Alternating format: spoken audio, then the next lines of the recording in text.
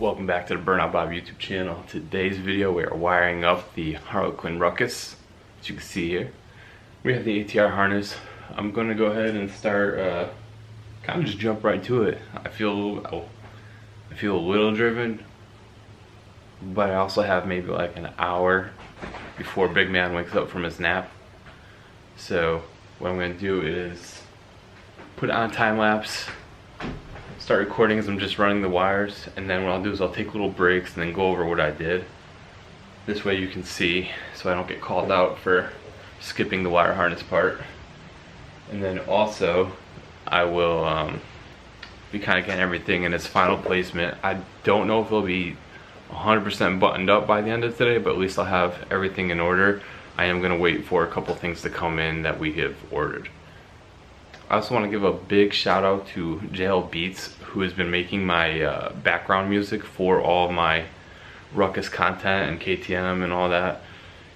If you are interested in getting your own uncopyrighted music that you can have for your YouTube, and as you know, if you do have your own channel and you use some music, some of them might be uncopyrighted, then like a year later someone will put a claim the music and then you're getting hit for it and losing it. When you're a small YouTube channel like mine, every penny counts, and when somebody copyrights a song after like 2 years, 3 years on one of my popular videos, it kind of hurts. So the best way around that, I would highly suggest JL Beats. I'll put his Instagram below. I'll put his email address as well. If you want like some nice time-lapse music or something for your YouTube, or even if you're like a rapper, you're trying to like rap, I don't rap, but if you're into something like that, he can come up with the beats for you. He's super responsive with emails, everything like that. It's been very helpful with me, because as the channel grows, I want to be able to not worry about copyright claims and stuff like that. So he's been super helpful. He's up and coming. He's growing tremendously. So hop on that now. In the meantime, let's hop to one of his beats.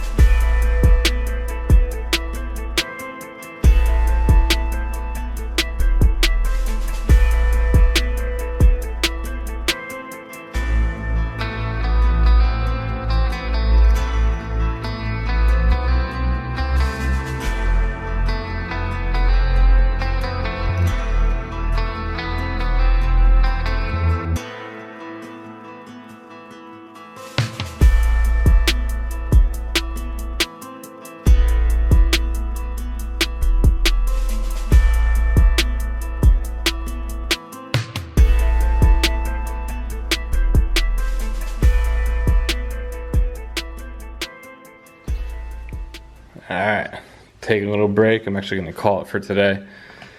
So, you can see here, got the factory box module for the high beam and low fuel gauge, because I'm still using these. They plug into the ATR harness. Keep that. Got the factory resistor. You'll need all these in order for the high beam and low fuel gauge to work. I have the fuel sending unit hooked up. Runs down to the gas tank there. I loomed up the wires like I normally do. Put a little clamp right here. Ran it up over.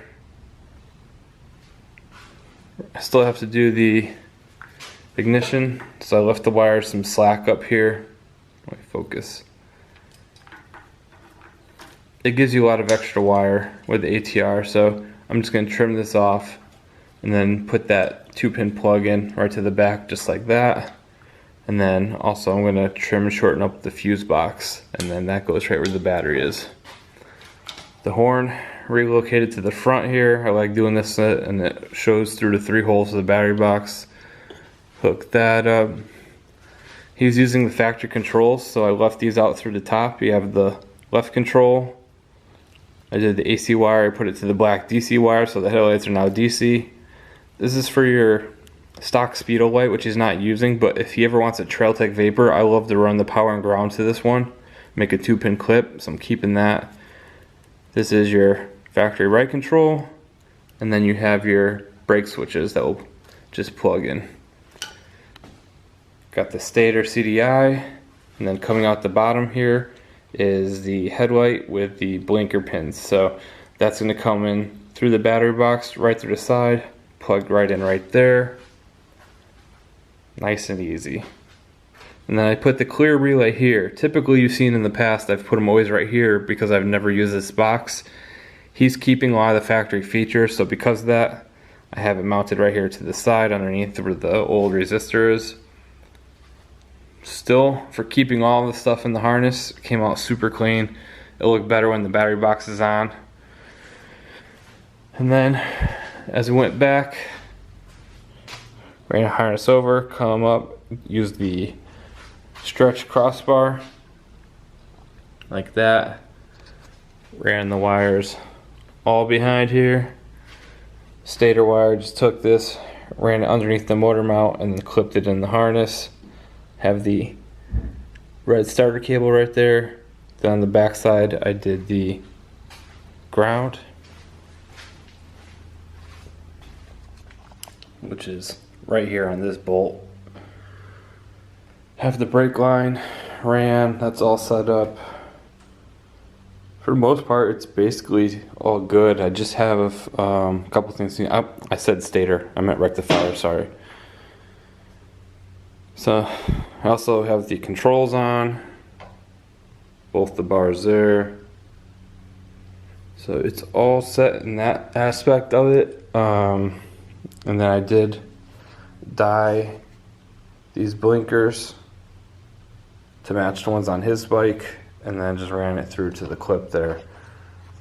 I am going to, I know I just said in case he wants to put a Vapor on there, I just talked to him, he wants to put Trail Tech Vapor on, so I will be having to unbolt both of these, drop these down, put the new mount up, fasten these back up, Loctite them again, put the Trail Tech on, and then rewire it and have to go through the loom. Luckily, like I just said, I left the 2-pin plug here for the power and ground. I'm going to use that for the power and ground for the Vapor, and then the rest I'll have to rerun. I hope you guys have enjoyed this video so far. It's coming along really good. It matches his car really well when it's all together, so I'm excited for the next video. It should be fired up running, and then should have the taillight stuff in, and that's all finished, and then the whole bike will be ready to go. Hope you guys like this one. Be sure to like, share, and subscribe.